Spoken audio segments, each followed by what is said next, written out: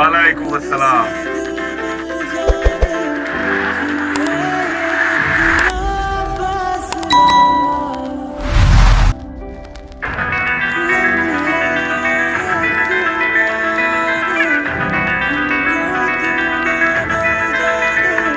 Oh my God, Saru. shit. ওর নিয়ে তাড়াতাড়ি হাসপাতালে যা। আমি লাচ্ছার বাচ্চাটা দেখতেছিলাম। Oh my God, shit. আমি কি দেখছি রাস্তায় সব ছোট লোকের বাচ্চারা? খবরদার উল্টা কথা বলবি না। তুই বড় লোকের রাস্তা পালে রাস্তায় এসে গরিবদেরকে গালি দিতেছোস। তুই কত বড় সাহস, তুই আমার সাথে উঁচু গলায় কথা বলিস? তুই জানিস আমি কে? হ্যাঁ? তুই কে? তুই আর কে হবি? হবি কোনো লাচ্ছার বাচ্চা? কোনো অসহায় বাবা মার কুলাঙ্গার সন্তান হবি? তোর এত বড় সাহস, তুই আমাকে কুলাঙ্গার বলিস? তুই কুলাঙ্গার। এই, কারে কুলাঙ্গার করছিস? তুই চিনোস আমারে? আমি গরিবের রবিন হুড। তুই আজিজ খানের মেয়ে জেরিন খানের গায়ে হাত তুলেছিস? তোর এই হাত আমি ভেঙে দেব। তোর হাত ভাঙ। আমার হাত ভাঙার আগে তুই যে একটা অসহায় নিরীহ মেয়ের গাড়ি চাপা দিয়ে মারতে নিছিলি, এর জন্য তোর শাস্তি পাইতো। শাস্তি? এক লোকের বাচ্চা। তুই আমাকে শাস্তি দেওয়ার জন্য- শাস্তি তো তোর পাইতেই হবে। তুই খালি দেখ তোর আমি কি করি। তোর গাড়ি ভেঙে ফেলবো। গাড়ি আমার এই গাড়িতে যদি একটা অংশ লাগে, তোকে আমি পুলিশে দে, পুলিশের মধ্যে যেখানে পুলিশ সেখানে দে। তোর গাড়িও ভাঙবো, তোর মাঝেও ভেঙে ফেলবো। Wait. All right. আমি শাস্তি পেতে রাজি আছি। ওর চিকিৎসার যত খরচ লাগে সবকিছু আমি দেব। জি না চান্দু, এই মেয়ে যতদিন সুস্থ না হবে ততদিন এই মেয়ের পরিবর্তে রাস্তা রাস্তায় তোর চা বিক্রি করতে হবে। Sorry, what? আমি রাস্তায় চা বিক্রি করবো? আমি ছোট লোকের বাচ্চা। আমি রাস্তায় চা বিক্রি করবো? আমি কেন? আমার 14 গোষ্ঠী কেউ তো কোনোদিন এমন কাজ করেনি। তো 14 গোষ্ঠী কি করছে? That's none of my business. তোর এই মেয়ের পরিবর্তে রাস্তা রাস্তায় চা বিক্রি করতে হবে যতদিন পর্যন্ত এই মেয়ে সুস্থ হবে। বললাম না আমি পারবো না। এই, গাড়ি কিছু বলবি না। ঠিক আছে, আমি পারবো। তাহলে এই কথাই থাকলো, কালকে সকাল 9টায় এই চায়ের ফ্লাক্সে এখানে হাজির হবি। আরেকটা কথা, কালকে এই বড় লোকের একটা করে আসবে। পাশে যে কাজের লোক রাখছিস, কাজের লোকের জবাব দেবে। আর যদি কালকে তোর সকাল 9টায় এখানে না পাই, তোর গাড়ি রে, তোর বাড়ি রে ঘুরে ঘুরে করে ফেলবো, ভেঙে ফেলবো। সেদিন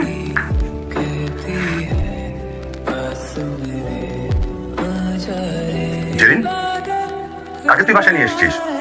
সেটাকে ড্যাডি, এই সেই ছোট লোকের বাচ্চা সুমন, যে কিনা জেরিন খানকে রাস্তার ফুটপাতে চা বিক্রি করানোর দুঃসাহস দেখিয়েছে। বাসায় নিয়ে আসছিস কেন? থানায় নিয়ে পুলিশ হাতে তুলে দে। ড্যাডি, তুমি সব কি বলছো? ওকে আমি পুলিশের হাতে কেন দিব? ওকে আমি আমার নিজ হাতে শাস্তি দিব। আমি সুমনকে বিয়ে করেছি। কি বলছিস? এই ছোট লোক তোকে বিয়ে করেছিস তুই? হ্যাঁ ড্যাডি, ওকে এখন আমি আমার বাড়ির কাজের লোক বানিয়ে কঠিন শাস্তি দিব। আর ও যদি আমার কথা না শোনে, তাহলে ওর মা, ওর বোন সবাইকে গুম করে দিব। আচ্ছা ঠিক আছে, মাথা ঠান্ডা কর, রুমে যা, আমি ছেলের সাথে কথা বলছি, যা। ওকে ড্যাডি, কথাবার্তা শেষ করে ওকে আমার বেডরুমে পাঠিয়ে দিও। ড্যাডি, উল্টাপাল্টা কথা বলে আবার ভাগিয়ে দিও না, তোমার কিন্তু খবর আছে না। না, আমি ভাগিয়ে দেবো না, যা তো রুমে যা, যা। তুমি দাঁড়িয়ে আছো কেন? এসো আমার সাথে, এসো এসো, বসো। এবার তোমার পরিচয়টা দাও। জি, আমি সুমন। আমি একজন শিক্ষিত বেকার ছেলে, চাকরি বাকরি পাচ্ছি না আর কি। আমার বাবা একজন প্রাইমারি স্কুল টিচার ছিলেন। উনি রোড অ্যাক্সিডেন্টে মারা গেছেন। বাবা মারা যাওয়ার পর মাই আমাকে বড় করেছে। আমার মা সেলাইয়ের কাজ করে আমাকে পড়াশোনা করিয়েছে। আমি অনার্স মাস্টার্স দুটোই কমপ্লিট করেছি, কিন্তু স্টিল চাকরি দেখা মিলছে না। একদিন চাকরির জন্য যখন ঘুরছিলাম, হঠাৎ করে একটা আকস্মিক ঘটনা আপনার মেয়ের সাথে রাস্তায় দেখা। তারপর তো দেখতেই পাচ্ছেন। তারপরে তোমাদের পরিচয় পাবোটা আমি জানি। প্লিজ আঙ্কেল, আপনি যেভাবেই পারেন আপনার মেয়ের হাত থেকে ওকে মুক্ত করার ব্যবস্থা করে দিন প্লিজ। বিনিময়ে আপনি ওকে যা করতে বলবেন আমি সব করবো। দেখো সুমন, আমি আমার মেয়ের জন্য তোমার মতো একটা পাত্রই খুঁজছিলাম। আমার বদমেজাজি মেয়েটা নিজের অজান্তে তোমার মতো একটা ভালো পাত্রের সন্ধান করেছে, বিয়ে করেছে। এতে কিন্তু আমি খুব খুশি। তোমাকে তো মুক্তি দেওয়া যাবে না? কি বললেন কি? সুমন, আমার মেয়েটাকে বাইরের থেকে দেখতে যতটা কঠিন মনে হয়, ও কিন্তু ভিতরে ততটাই নরম। ওর মা মারা যাওয়ার পর ওকে আমি শাসন করতে পারিনি, ওর কোনো কাজে আমি বাধা দেয়নি, সবসময় ফ্রিডম দিয়েছি। আর এটা দেওয়াতে ও ক্রমে ক্রমে পদ্মেজাজি আর আত্মহংকারী হয়ে উঠেছে। আমার কেন জানি মনে হচ্ছে তুমি পারবে আমার মেয়েটাকে ভালোবেসে তাকে আধুনিক জীবনে ফিরিয়ে আনতে। ওকে মাফ করবেন। আমি বউ হিসেবে আপনার মেয়েকে মেনে নিতে পারবো না। আমি অন্য একটা মেয়ের বাদ ধরতাম। কিন্তু তুমি আমার মেয়ের স্বামী। একজন স্বামী দায়িত্ব হচ্ছে যে তার ওয়াইফকে ভালোবেসে তার ভুল ত্রুটি ধরিয়ে দিয়ে তাকে সঠিক পথে পরিচালনা করা। বাবা, আমার মামরা মেয়েটার প্রতি এত হৃদয় হয়েও না। ওকে তুমি একটু নমনীয় হয়ে ভালোবেসে ওকে সুস্থ জীবনে ফিরিয়ে আনো বাবা। দেখো সুমন, আমি তোমাকে কথা দিচ্ছি, তোমার মা বোনের কিচ্ছু হবে না। সেই নিরাপত্তাটুকু আমি তোমাকে দিচ্ছি। যেদিন যতই গুন্ডা বাহিনী লাগাক না কেন, তোমার কিচ্ছু করতে পারবে না। আমি সবকিছু দেখবো বাবা। প্লিজ, আমি একটু অসহায় বাবা, প্লিজ তুমি ওকে হেল্প করো প্লিজ। খাদে যেহেতু পড়ে গেছি, দেখি এখান থেকে মানে যদি কেউ উঠে আসে। এখন থেকে না হয় বাদ থেকে বিড়াল হয়ে গেলাম। দেখি কতদিনে আপনার মেয়ে আমার উপর রিভেঞ্জ দিতে ক্লান্ত হয়। Thank you. Welcome welcome welcome welcome Suman Reza. এই বাসর ঘরে তোমাকে সুস্বাগত। তোমার জন্য তো অপেক্ষা করছিলাম। কি ব্যাপার, তোমার আমার ফুল সজ্জায় বিছানার মধ্যে কুকুর কেন? বুঝলাম, তুমি এভাবে পাগলের মতো হাসছো কেন? তো তুমি কি ভেবেছো তোমার জন্য লাল শাড়ি পরে বউ সেজে ঘোমটা দিয়ে বসে থাকবো? আর তুমি বাংলা সিনেমার হিরোদের মতো এসে আমার ঘোমটা তুলে বলবা, বাহ কি সুন্দর চাঁদের মতো বউ, তাই না? অবশ্যই, why not?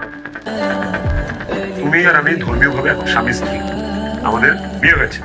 আমি তো এক্সপেক্ট করতেই পারি যে তুমি লাল শাড়ি পরে বিছানায় বসে থাকবা, আমি এসে তোমার ঘুমটা উঠাবো, তোমার রূপের প্রশংসা করবো, গুণের প্রশংসা করবো।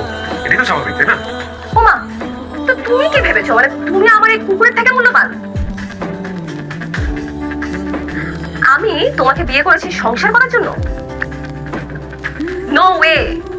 আমি তোমাকে বিয়ে করেছি প্রতিশোধ নেওয়ার জন্য। আমাকে যে অপমান করছিলাম সেটার প্রতিশোধ নেওয়ার জন্য। আমার পায়ের নিচে ফেলে তোমাকে তিলে তিলে শেষ করে দেওয়ার জন্য। তোমার সাথে বিয়ে বিয়ে খেলা করেছি। আমি জানতাম, কিন্তু আমি চাই আজকের এই পবিত্র রাতে কুকুরটাকে বিছানা থেকে সরিয়ে আমরা আমাদের ফুল সজ্জাটা উপভোগ করি। I do not touch me, okay? তুমি কি ভেবেছো আমি আমার এই আদরের কুকুর সরিয়ে তোমার সাথে বাসর করবো?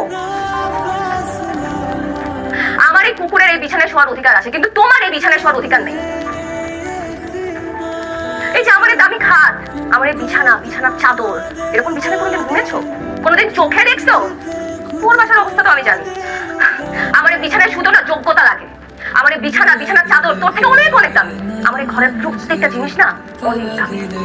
তুমি হয়তো জানো না, আমার প্রতিদিনের হাত খরচ 20 থেকে 30,000 টাকা, যেটা হয়তো তোমার এক মাসের সংসারের খরচ।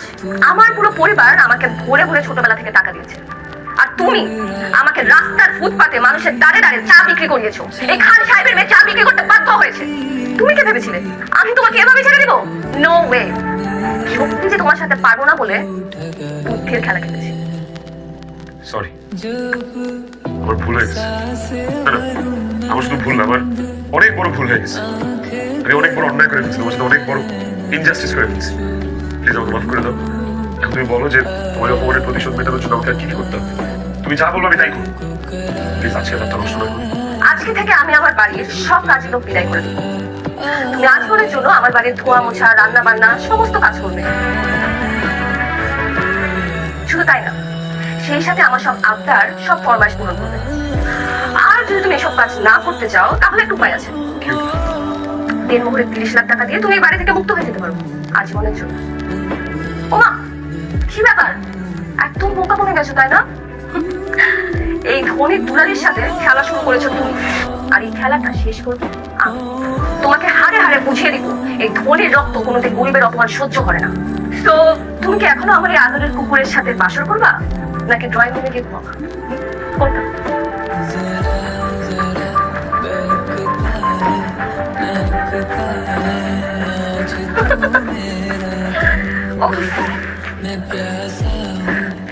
আজকে আমি অনেক অনেক অনেক অনেক খুশি।